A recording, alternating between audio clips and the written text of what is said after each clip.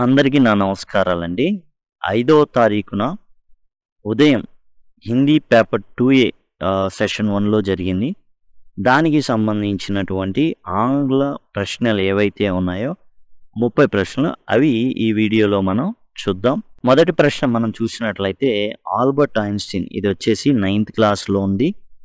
దీనికి సంబంధించి was born on 14 March 1879 in German city of Rome without any indication that he was destined for greatness. కాబట్టి ఇక్కడ డెస్టిన్ అనే దానికి అర్థం ఏంటి? ద సేమ్ యాజ్ అన్నాడు, అంటే సినానిమ్ ఏంటి? ఇక్కడ మనం అర్థం ప్రకారం వెళ్ళాలి. అంటే హీ వాజ్ డెస్టిన్ ఫర్ గ్రేట్నెస్ అంటే ఏంది? అతని విధి రాయబడి ఉంది. ఎట్లా అంటే గొప్పతనానికి. ఇక్కడ డెస్టిన్ అంటే ఏంటంటే అన్సర్టైన్, అనిశ్చితి అని. అవాయిడబుల్ అంటే అవాయిడ్ చేసేయచ్చు దాన్ని. యాక్సిడెంటల్ అంటే ఏదో యాక్సిడెంటల్గా బై లక్ అనేసి అర్థం అనమాట. యాక్సిడెంటల్ అంటే ఇక్కడ బై లక్. ఎందుకని ఇక్కడ గ్రేట్నెస్ అనేది ఎలా అయింది? ఓకే, గ్రేట్నెస్కి ఇక్కడ యాక్సిడెంటల్ అంటే జనరల్గా నెగిటివ్ సెన్స్లో వాడతాం, కానీ ఇక్కడ మాత్రం బై లక్. ఎందుకంటే గ్రేట్నెస్. అవాయిడబుల్ అంటే ఆపేయచ్చు. ఓకే, అన్సర్టైన్ అంటే అనిశ్చితి. మెంట్ అంటే ఏంటంటే అతను పుట్టిందే గొప్పవాడు అవడానికి. డెస్టిన్డ్, మెంట్ అనేది సరిపోతుంది ఇక్కడ. తర్వాత Tommy screamed with laughter, you don't know much Maggie. ఇక్కడ ఇదేంటి? ఇది కూడా 9th క్లాస్లోని మొదటి పాఠ్యాంశం నుంచి తీసుకోవడం జరిగింది. ఫన్ దే హ్యాడ్ అనే పాట నుంచి. టామీ స్క్రీమ్డ్ అంటే కేకేయడం, గట్టిగా పెద్దగా ఇచ్చేయడం. అగ్రీడ్ అంటే ఒప్పుకోవడం, ఇగ్నోర్డ్ అంటే వదిలేయడం, విస్పర్డ్ అంటే గుసగుసలాడడం. ఇక్కడ మనకి స్క్రీమ్ అని చెప్పాడు. స్క్రీమ్ అంటే ఏంటి? గట్టిగా కేకేయడం. అండ్ విస్పర్ అంటే గుసగుసలాడడం. కాబట్టి ఈ రెండిటికి ఏంటంటే యాంటనిమ్ అన్నమాట ఇది. కాబట్టి అది ఓవర్లుక్ అంటే జస్ట్ అసలు విస్మరించడం, దాన్ని పెద్దగా పట్టించుకోకపోవడం. స్క్రీమ్కి విస్పర్ అనేది antonym. The report dash by manager yesterday అన్నాడు. ఎస్టర్డే అంటే ఏంటి? This is simple past tense లేదా పాస్ట్ టెన్స్ అనేది డినోట్ చేస్తుంది. ఇప్పుడు ఇది వచ్చేసి ప్రజెంట్ టెన్స్లో ఉంది. Is completed. ఈజ్ అనేది ప్రజెంట్ టెన్స్లోనే కదా ఉండేది, కాబట్టి అది కాదు. కంప్లీట్ సింపుల్ ప్రజెంట్ టెన్స్, అది కాదు. హ్యాస్ కంప్లీటెడ్, అది కాదు. సో వాజ్ కంప్లీటెడ్ అనేది ఇక్కడ ఆప్ట్ అవుతుంది. ఎందుకంటే ఈ మూడు ఏవైతే ఉన్నాయో ఇవన్నీ కూడా ప్రజెంట్ టెన్స్ని డినోట్ చేస్తున్నాయి. కారణం ఈజ్ ఉంది, ఎస్ వచ్చింది, ఇక్కడ హ్యాజ్ ఉంది. ఇవన్నీ ప్రజెంట్ టెన్స్ యొక్క లక్షణాలు. పాస్ట్ టెన్స్ గురించి చెప్పేది ఒకటి. రెండోది వాజ్ కంప్లీటెడ్ అనేది correct answer. Choose the correct prefix that word happy to mean not happy. Happy అనేది నాట్ హ్యాపీ అవ్వాలి. అంటే ఏంది? అన్హ్యాపీ. ప్రీ అంటే ముందు, రీ అంటే మరలా, డిస్ అంటే నెగేట్ చేయడం, క్వాలిఫై, డిస్క్వాలిఫై అట్లా. కాబట్టి యుఎన్ అన్హ్యాపీ అనేది ఇది యాంటనిమ్ చేస్తుంది, ఈక్వల్ టు నాట్ హ్యాపీ. కాబట్టి అన్ అనేది correct. When Jane said she was feeling under the weather we all knew she was sick. చూడండి, ఆన్సర్ అనేది ఆల్రెడీ ఇచ్చేశాడు. అండర్ ద వెదర్ అంటే ఏంది అన్నాడు, ఆన్సర్ అక్కడే ఉంచాడు, పొరపాటుని ఇచ్చేశాడు ఆన్సర్ అనేది. When Jane said she was feeling under the weather, what does under the weather mean అని ఉండాలి. కానీ ఇక్కడ ఏమన్నాడు? We all knew she was sick, ఒంట్లో బాగోలేరు అంటే బీయింగ్ అన్వెల్. ఇదే ఆన్సరు. ఆన్సర్ అనేది పొరపాటున దీంట్లోనే ఇచ్చేశాడు. మనం కష్టంగా ఇచ్చాడు, తెలియని ఇడియం ఇచ్చాడు అనుకుంటాం. We all knew she was sick, మనకు తెలుసు ఆ ఒంట్లో బాగోలే. అండర్ ద వెదర్ అంటే ఏంటండి? అండర్ ద వెదర్ అంటే బాగా ఎండ కాసింది అనుకోండి, వేడి చేసింది. సరే, బాగా చలిగాళ్ళు వీస్తున్నాయి, బాగా వర్షాలు పడుతున్నాయి, జలుబు చేసింది. అంటే వాతావరణాన్ని బట్టి మన శరీరం స్పందిస్తుంది. కాబట్టి అన్వెల్ అని అర్థం అనమాట. అండర్ ద వెదర్ అంటే ఒంట్లో బాగోపోవడం. చిన్నపిల్లలకి చూడండి, ఇలా బాగా వేసవికాలం ఉండి వెంటనే వర్షాలు పడినాయి అనుకోండి, జలుబు చేసేస్తుంది వాళ్ళకి. అంటే బాగా 2-3 రోజులు అలా వర్షాలు పడితే. కాబట్టి అండర్ ద వెదర్ అంటే అది. The following is not meaning of call of. చూడండి, మనం జనరల్గా కాల్ ఆఫ్ చూసేసి ఏమనుకుంటామంటే రద్దు చేయు, ఏది ఉందో చూసేసి పెట్టేస్తాం. కానీ జాగ్రత్తగా చూడాలి.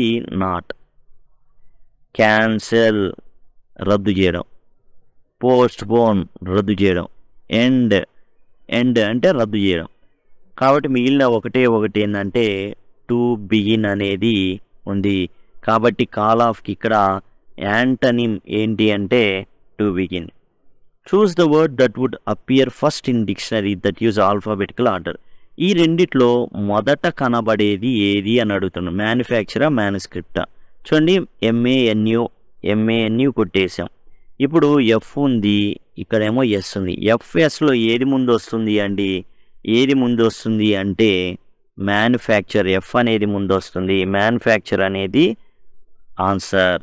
తర్వాత మనం గమనించినట్లయితే చూడండి, పంక్చువేషన్లో మనకి వచ్చేసి మ్యాథ్స్ కూడా తీసుకొచ్చేసాడు. 1000 రూపాయలు ఎక్కడ కామా పెడతామంటే 1 తర్వాత పెడతాం.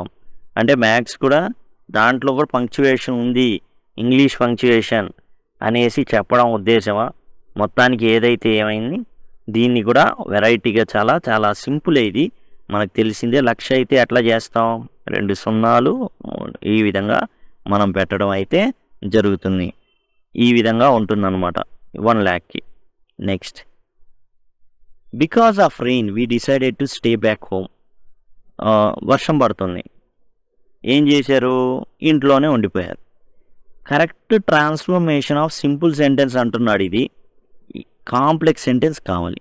కాంప్లెక్స్ సెంటెన్స్ కావాలి అంటే ఏం చేయాలి అంటే ఒక డిపెండెంట్ క్లాస్ ఉండాలి అండ్ ఒక ఇండిపెండెంట్ క్లాస్ ఉండాలి. ఓకేనా?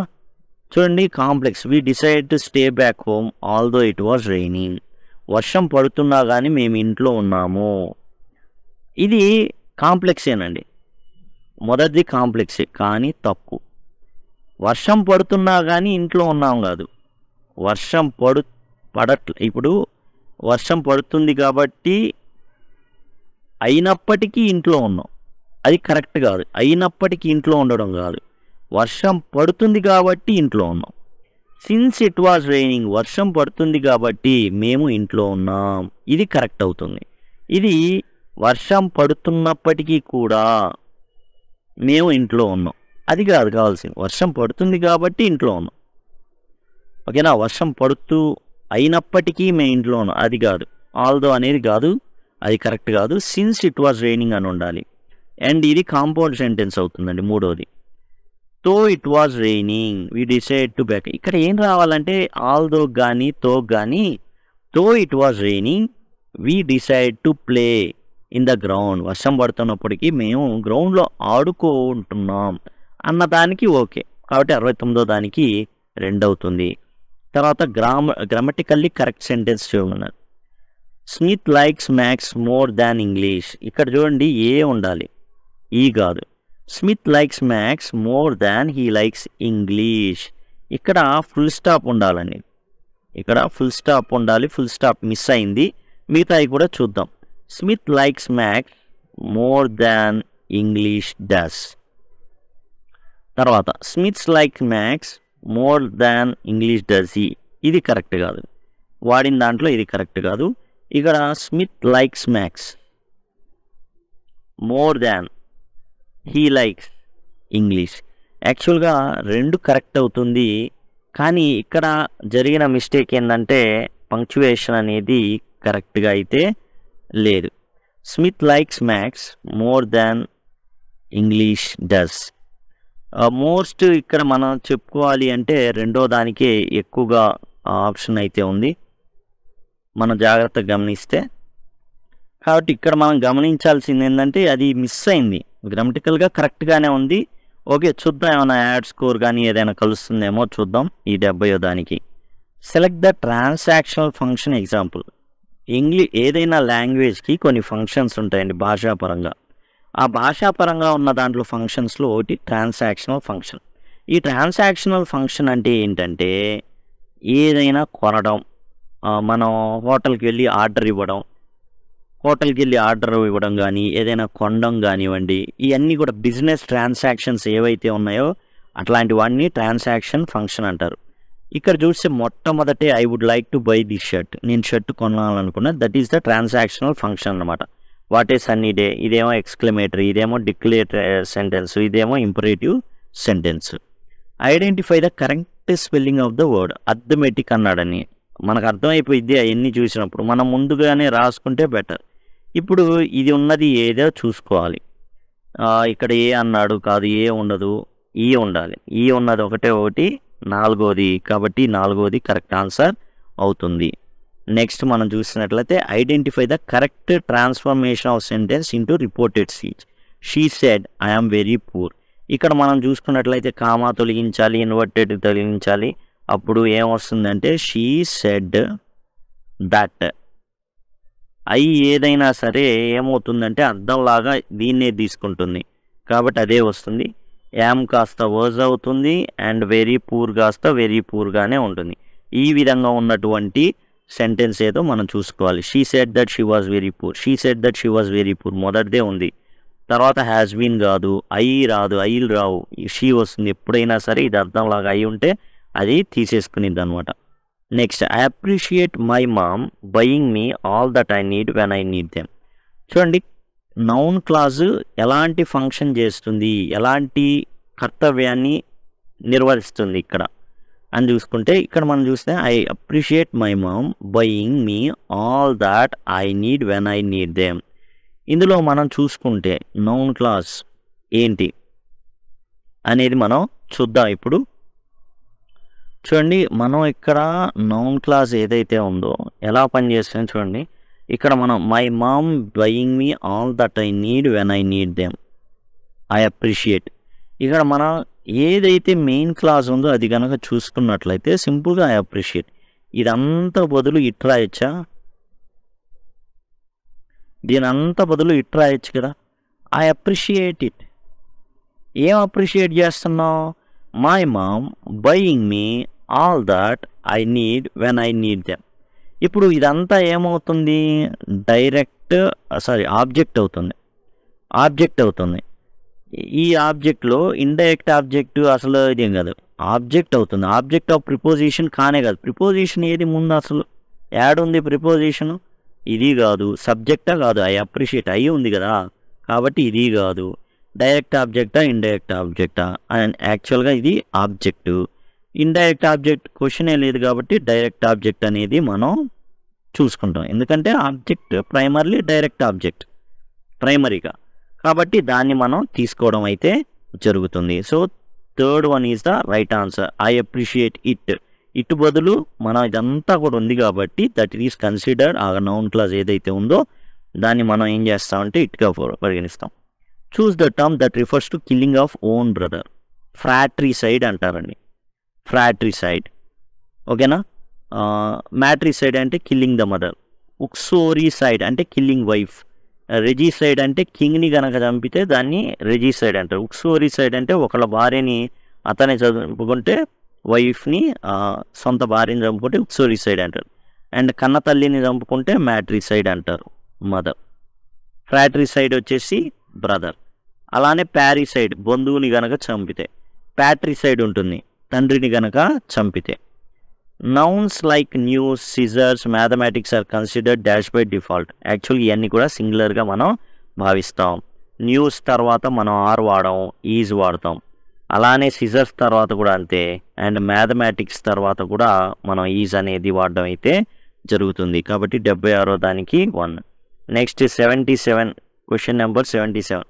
Interrogative sentence. సింపుల్గా చెప్పాలంటే ఎక్కడైతే క్వశ్చన్ మార్క్ ఉంటుందో that is the interrogative sentence. ఇదేమవుతుంది అంటే డిక్లరేటివ్ అవుతుంది. ఓకే, డిక్లరేటివ్ అనమాట ఇది. అండ్ నెక్స్ట్ ఇది వచ్చేసి ప్లీజ్ ఉంది కాబట్టి దిస్ వన్ ఇంపరేటివ్ అవుతుంది, ఇంపరేటివ్. అండ్ నెక్స్ట్ ఇది వచ్చేసి ఎక్స్క్లమేటరీ సెంటెన్స్ అవుతుంది. Next the presentation was well organised and informative dash it was engaging.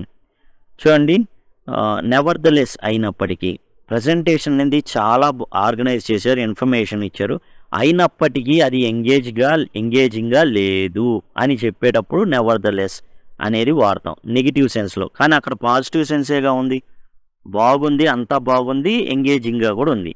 There four, కావున, ఇది ఆన్సర్ అవుతుంది. ప్రజెంటేషన్ అనేది ఆర్గనైజ్ చేశారు, ఇన్ఫర్మేటివ్గా ఉంది కాబట్టి ఎంగేజింగ్ అంటే చూసిన వాళ్ళు మంత్రముగ్ధులు అవుతున్నారు. ఫర్ ఇన్స్టాన్స్ ఉదాహరణ ఏం లేదు ఆడ, ఆల్దో అన్న అయినప్పటికీ అనే అర్థమే వస్తుంది. కాబట్టి ఇక్కడ మనం ఏంటంటే దేర్ ఫోర్ అనేది మనకి కరెక్ట్ అవుతుంది. తర్వాత choose the correct usage of definite article. Definite article అంటే ఏంటి? The before plural proper names. Proper name అంటే పేరు, ప్లూరల్ ఉండాలి. మళ్ళీ దాట్ డెఫినిట్ ఉంది కానీ ప్లూరల్ కాదు కాబట్టి ఇది కాదు. ద లైన్ డెఫినిట్ ఆర్టికల్ ఉంది కానీ ఇది ప్లూరల్ కాదు. The Johnsons. చూడండి ఇక్కడ ఇది ఎక్కడి నుంచి తీసుకున్నారు? ఇది వచ్చేసి 10th క్లాస్లో నెల్సన్ మండేలా గురించినటువంటి పాఠ్యాంశం ఉంది. నెల్సన్ మండేలాకు సంబంధించినటువంటి పాఠ్యాంశం ఉంది. మొత్తానికి నెల్సన్ మండేలా పాఠంలో నుంచి తీసుకున్నారు. The Jacksons. Definite article the and plural అదిగోండి ప్లూరల్. ద బుక్ అనేది కూడా కాదు. ఎందుకు కాదు చూడండి, ద డెఫినిట్ బార్క్ ఉంది. బుక్ అనేది సింగులర్ కదా, ప్లూరల్ ఉంది ఏంది? ద జాన్సన్స్కి మాత్రమే.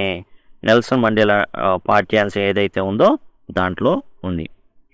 He dash run 5 miles every morning when he was younger.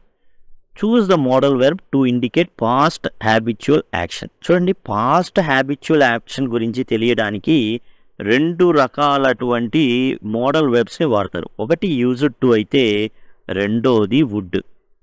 కాబట్టి ఇక్కడ మనకు 2 ఆప్షన్లు ఉన్నాయి పాస్ట్ హ్యాబిచువల్ యాక్షన్స్ గురించి చెప్పడానికి. ఒకటి యూజ్డ్ టు, రెండోది would.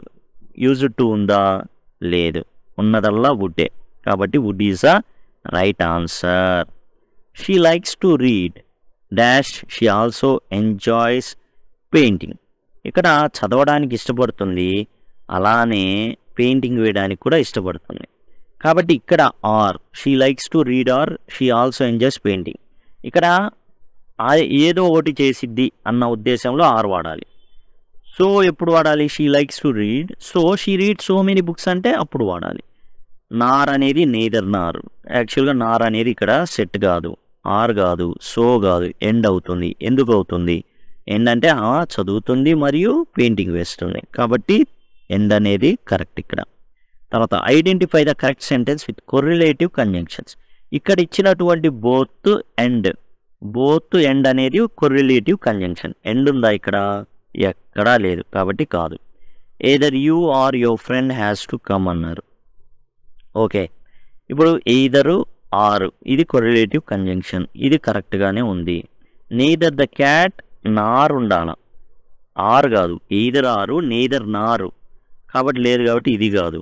Not only but also బాగానే ఇచ్చాడు కానీ ఎలా రాయాలంటే he is not only smart but also funny అని రాయాలి. కాబట్టి సరిగ్గా రాయలేదు కాబట్టి ఇది కాదు. మనం అనుకున్న 2 రైట్ ఆన్సర్. ఎలిమినేషన్ చేసుకుంటూ వెళ్ళిపోవడమే. When writing about your day it is helpful to include. Choose the best option that fits the blank. చూడండి, when writing about your day అంటే డైరీలో మీరేం చేస్తున్నారంటే మీకు జరిగినటువంటి రోజు గురించి రాసుకుంటున్నారు. ఈ డైరీలో ముందు అయి ఉంటే రాసే డైరీ, అలా కాకుండా తర్వాత ఉంటే పాలకేంద్రం అన్నమాట. మీ రోజు గురించి రాసుకుంటున్నారు, ఇది ఇంక్లూడ్ చేస్తే బాగుంటుంది. జనరల్గా డైరీ దేనికి రాస్తారంటే రేపటి గోల్స్ గురించి చర్చించడానికి రాయరు. వీకెండ్లో మన డీటెయిల్డ్ ప్లాన్ కోసం డైరీ రాయరు, దానికి వేరే ఉంటాయి, మనం వేరే దాంట్లో రాసుకుంటాం. ఓన్లీ డైరీ ఎందుకంటే ఆ రోజు జరిగినటువంటి ముఖ్యాంశాలన్నింటినీ రిఫర్ చేయడానికి వాడతాం. ఫేవరెట్ కోట్స్ రాయడానికి డైరీలు వాడడం, బుక్స్ వాడుకుంటాం. కీ ఈవెంట్స్ అండ్ కాన్వర్జేషన్స్, ఆ రోజు జరిగినటువంటి కీ ఈవెంట్స్ని మనం మెన్షన్ చేస్తాం. అలానే కాన్వర్జేషన్స్, ఎవరితో ఎట్లా మాటామంతి జరిగిందనేది రాస్తాం. And invitation should include dash to let the guest know how to confirm their attendance. చూడండి, ఇన్విటేషన్ అనేది ఇస్తాం. జనరల్గా కంపెనీస్ అవన్నీ కూడా ఇన్విటేషన్ ఇస్తుంటాయి. మనం అటెండ్ అయ్యామా లేదా అనేది కన్ఫర్మ్ చేయడానికి కొన్ని పద్ధతులు ఉంటాయి. అదేంటంటే RSVP అంటారు. దీనికి ఇంగ్లీష్ కాదు, వేరే లాంగ్వేజ్లో ఉంటుంది. ఆర్ఎస్విపి అంటే సింపుల్గా రెస్పాండ్ ప్లీజ్ అనేసి అనమాట. ఆర్ఎస్విపి అంటే దానికి సపరేట్గా సర్టెన్ లాంగ్వేజ్లో వేరుగా ఉంటుంది ఆర్ఎస్విపి అనేది. కాబట్టి అంటే అబ్రివేషన్, అది జనరల్గా మనకి అసాప్ అంటుంటాం, యాజ్ సూన్ యాజ్ పాసిబుల్ అనేసి. అట్లానే ఆర్ఎస్విపి అనేది వేరే లాంగ్వేజ్లో సమ్ లాంగ్వేజ్లో వచ్చేసి ఉంటుందన్నమాట. అది ఒకసారి మనం చూద్దాం. అదిగోండి, ఇది రెస్పాండ్ సిల్వోస్ ప్లేట్ అని అర్థం అనమాట. దాని అబ్రివియేషను ఏంటంటే రెస్పాండ్ ప్లీజ్ అని. అంటే ఏంటంటే ఇన్విటేషన్ ఇచ్చినప్పుడు వాళ్ళు వచ్చారా లేదా అని కన్ఫర్మ్ చేయడం, ఆ పద్ధతి అనమాట. ఎలా కన్ఫర్మ్ చేయాలి అనేది కూడా మనం ఇన్విటేషన్లో ఇవ్వాల్సి ఉంటుంది, అఫీషియల్ ఏవైతే ఉన్నాయో వాటికి సంబంధించి. Identify the sentence in present perfect tense. Present perfect టెన్స్లో ఉన్నటువంటి సెంటెన్సింగ్ వచ్చింది ఫార్ములా ఏంటి, మనం ఆల్రెడీ బ్లాగ్లో టెన్సెస్కి సంబంధించి ఏవైతే మనం చెప్పుకున్నామో టాపిక్, దానిలో ఫార్ములాస్ అన్నీ కూడా ఉన్నాయి. అదిగోండి, ప్రతి టాపిక్ కూడా మీకు ఈ విధంగా ఇవ్వడం అయితే జరిగింది. క్లాజులు అండ్ ఇఫ్ క్లాజ్ కానివ్వండి, ఫైనిటీ, ఇవన్నీ కూడా ప్రతిదీ మీరు డిస్కస్ చేయడం జరిగింది.